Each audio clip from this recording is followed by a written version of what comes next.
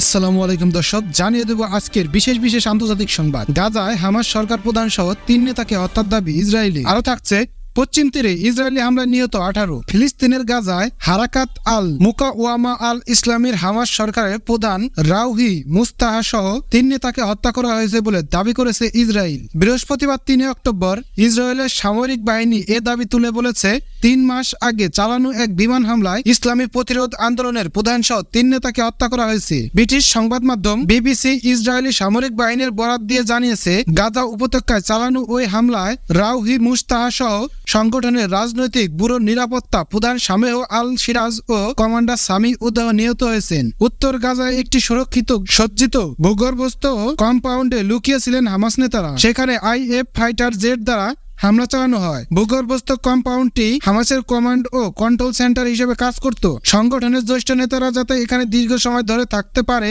সেভাবে তৈরি করা হয়েছিল। রাউহি মুস্তাহা হামাস নেতা ইয়াহিয়া সিনওয়ারের দীর্ঘদিনের সহযোগী ছিলেন।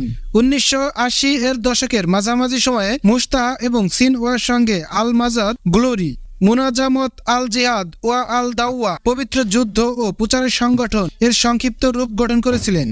পশ্চিম তীরে ইসরায়েলি হামলা নিহত 18। অধিকৃত পশ্চিম তীরের তুল কারেম শহরে ইসরায়েলি হামলা অন্তত 18 জন নিহত হয়েছেন। ফিলিস্তিনি স্বাস্থ্য মন্ত্রণালয় বৃহস্পতিবার রাতে এমনটি জানায়। ফিলিস্তিনি কর্তৃপক্ষ পরিচালিত বার্তা সংস্থা ওয়াফা বলছে, তুল কারেম শরণার্থী শিবিরে একটি ক্যাফেতে বিমান হামলার ঘটনায় ঘটে, যেখানে বহু বেসামরিক নাগরিক জড়ো হয়েছিলেন।